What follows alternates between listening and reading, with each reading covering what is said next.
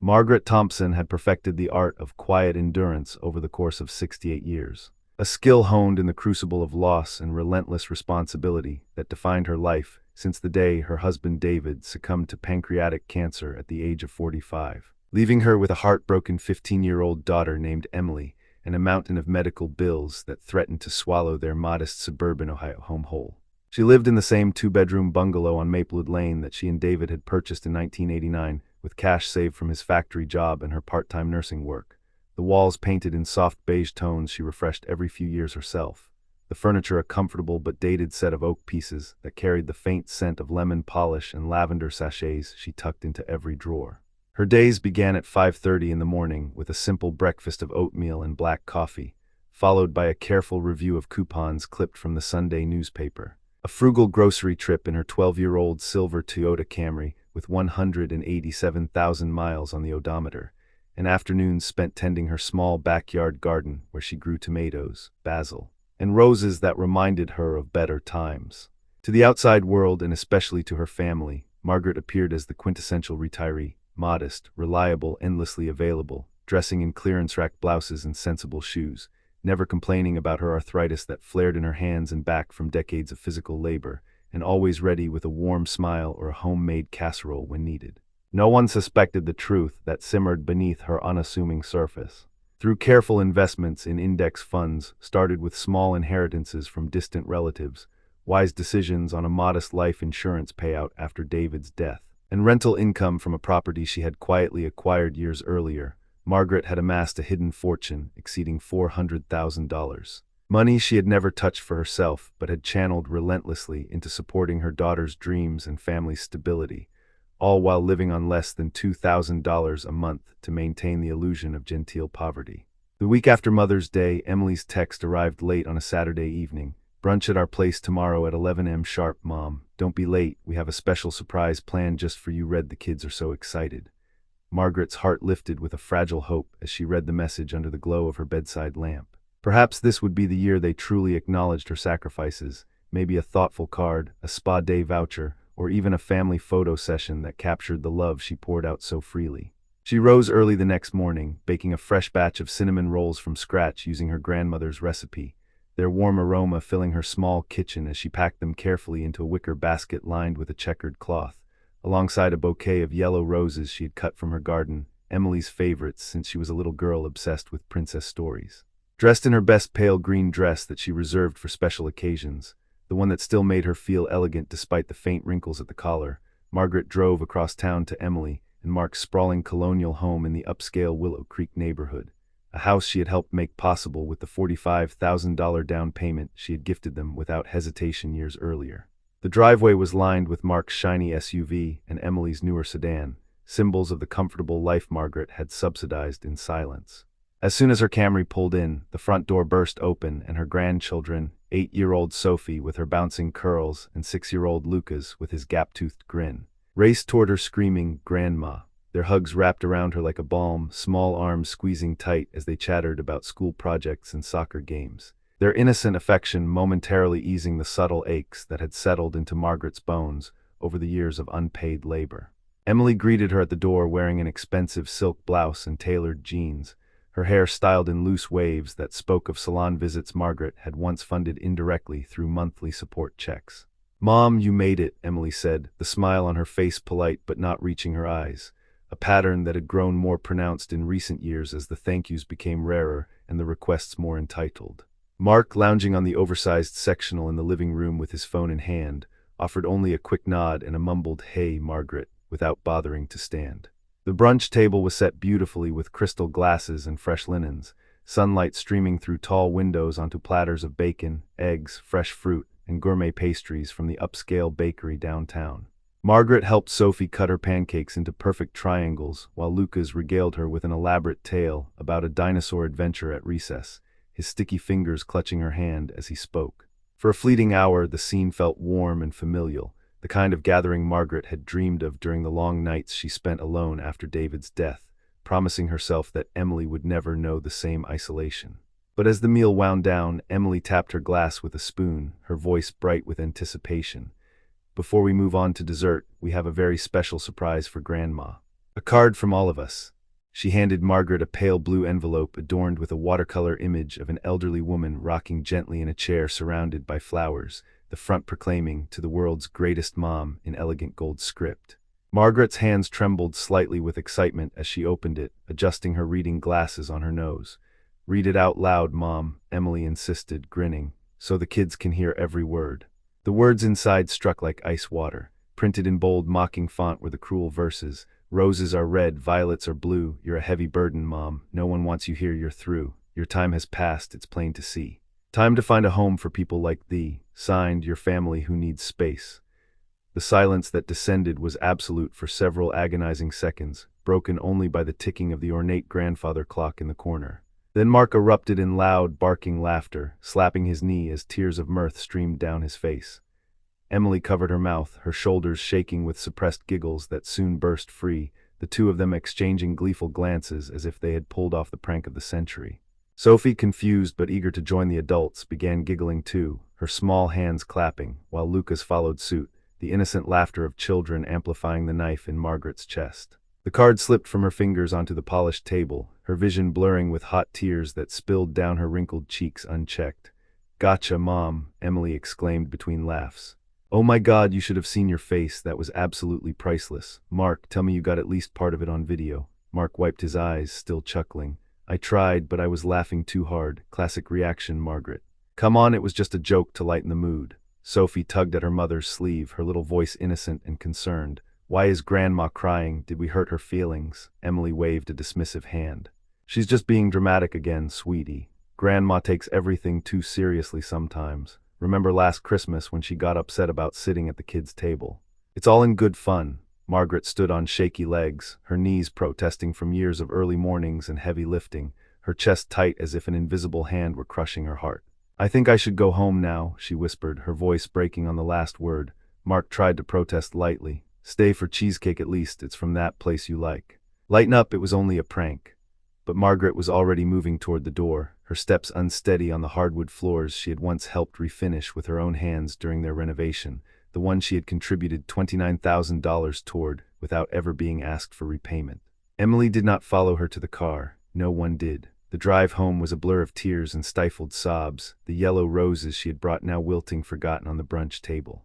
That night, alone in her quiet living room where the lavender scent felt heavier than usual, Margaret sat motionless on the worn sofa, the pale blue card placed deliberately on the coffee table like evidence in a trial. The tears came in violent, racking waves that left her gasping for breath, sobs that echoed off the walls of the empty house she had maintained for decades as a sanctuary for her family's needs rather than her own desires. When the storm finally subsided into exhausted hiccups, a different emotion began to crystallize, cold clarity, steel resolve forged in the fires of betrayal. She rose slowly and walked to her bedroom closet, pulling out the old wooden chest she had not opened in years, its hinges creaking like her own aging joints. Inside lay meticulously organized folders, bank statements spanning decades, investment portfolios managed with quiet precision, property deeds, and a thick leather-bound notebook where she had recorded every sacrifice in her neat, careful handwriting. Under the soft glow of the reading lamp, Margaret opened the notebook and began to read, each entry reopening wounds and revealing the staggering depth of her generosity. There were the early years after David's death.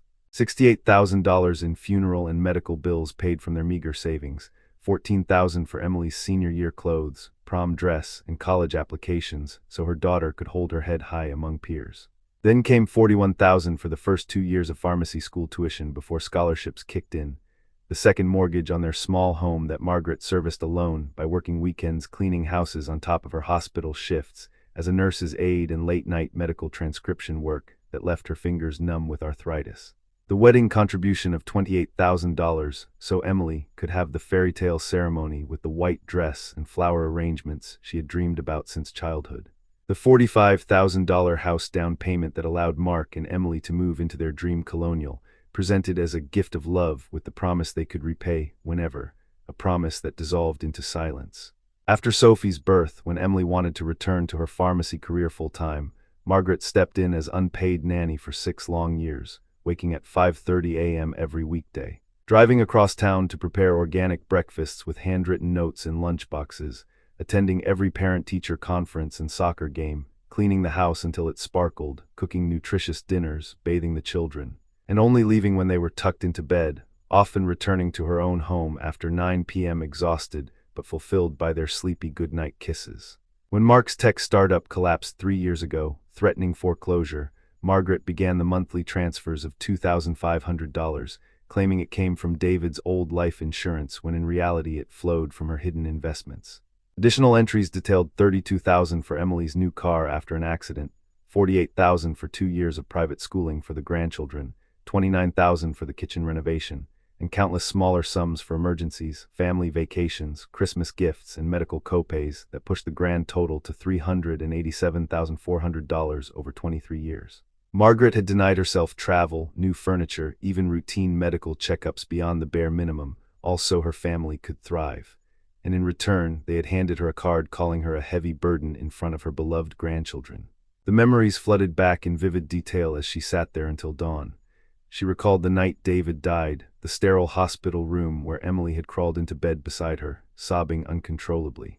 "What are we going to do without Daddy, Mom?" the 15-year-old had whispered. Margaret had held her close, stroking her hair despite her own shattering grief, and promised, "We will be okay, my love. I will make sure of it." She kept that vow through double shifts that left her back permanently damaged, skipping meals so Emily could have proper nutrition during high school, selling David's cherished classic Mustang at a loss to cover textbooks and fees. She remembered Emily's college graduation day, the proud hug where her daughter had whispered, "I couldn't have done this without you, Mom," a moment Margaret had cherished like gold. Mark's entrance into their lives had seemed promising at first, charming and ambitious, but Margaret had funded half the wedding anyway, wanting nothing but happiness for her only child. The birth of Sophie and Lucas brought new purpose. Margaret's days blurred into a rhythm of caregiving that filled the void left by her own quiet loneliness. Yet over time, the gratitude faded. Thank yous became infrequent, her opinions labeled as interference, her presence increasingly seen as an imposition. There was the Christmas when they forgot to include her in the family photo, the birthday when no call came until evening, the subtle comments about her slowing down that masked their growing resentment. The Mother's Day card was not an isolated joke. It was the culmination of years in which Margaret had become invisible, an emotional and financial ATM they accessed without acknowledgement. By 4 a.m., Margaret's resolve had hardened into action. She contacted her longtime financial advisor, Alan Whitaker, requesting an urgent morning appointment. "Margaret, is everything all right?" he asked with concern when she arrived at his office looking composed but determined. She explained her plans calmly, canceling all automatic transfers to Emily and Mark's accounts, closing the joint emergency fund they had raided repeatedly, liquidating select investments to bolster her personal funds, and establishing new private accounts inaccessible to anyone else. Alan reviewed the portfolios with widened eyes. "This represents decades of careful stewardship, Margaret. These changes are substantial and irreversible." "I have never been more certain in my life," she replied firmly, signing the documents with a steady hand. From there, she drove to her attorney Linda Rosenberg's office, where she dictated a complete rewrite of her will. "Everything I own will go to the Margaret Thompson Foundation for Widows and Single Mothers," she stated.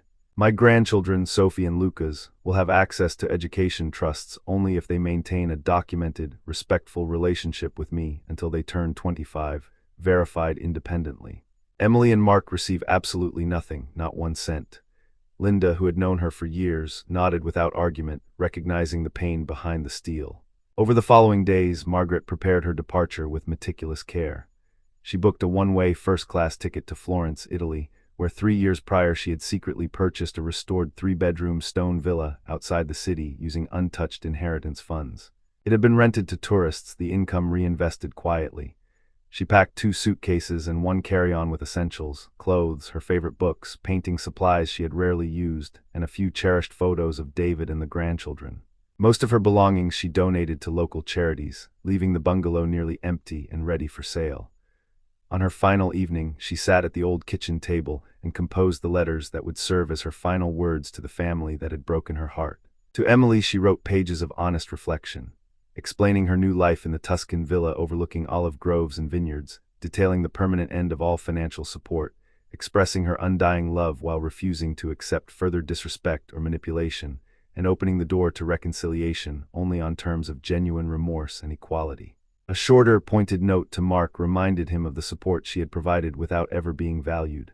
She placed both letters, along with printed copies of the bank statements showing every transfer, on the kitchen table beside her house key. At 6 a.m. the next morning, Margaret locked the front door of her lifelong home for the last time, drove to the airport without glancing in the rearview mirror, and boarded the flight that would carry her across the ocean. In first class, she sipped champagne and watched the clouds drift below, feeling decades of weight lift from her shoulders as tears of release fell silently. Upon landing in Florence, the warm Italian sun greeted her as the caretaker welcomed her to the villa, its terrace alive with the scent of blooming jasmine and the sight of rolling hills bathed in golden light. Margaret cried again that first night, healing, grateful tears, as she stood under the stars, the distant lights of the city twinkling like promises of a future she had finally claimed for herself. In the months that followed, Margaret's life transformed into one of vibrant rediscovery. She joined a local painting group where her natural talent, long suppressed by duty, blossomed into bold, colorful canvases depicting sun-drenched landscapes and quiet moments of strength. Her Italian improved through conversations with warm neighbors who invited her to long, laughter-filled meals of pasta and wine. The gentle Mediterranean climate eased her arthritis, allowing her to walk the cobblestone paths and tend a new garden with joy rather than obligation. She slept deeply, read books for pleasure, and explored nearby villages on day trips, feeling younger and more alive than she had in decades. 6 months after her arrival, as she worked on a vibrant painting titled The Silent Provider on her sunlit terrace, her phone rang with an American number. It was Emily, voice cracking with tears. "Mom, please don't hang up. We found the letters and the statements. $387,000. I had no idea how much you gave us. We're struggling badly now. Mark's business is failing again. The kids miss you terribly, and I was so cruel to you. I'm so sorry." Margaret listened calmly from her stone bench overlooking the valley, the warm breeze carrying the scent of olives. "I know you're sorry, Emily," she replied gently but with unyielding firmness. "But sorry alone cannot undo the public humiliation or years of being treated as an inconvenience. I will always love you and the children, but I will no longer be your safety net or your emotional punching bag. You may visit when you are ready to come with empty hands, full hearts, genuine respect, and no expectations of money. Until then, I am living the life I once sacrificed for you."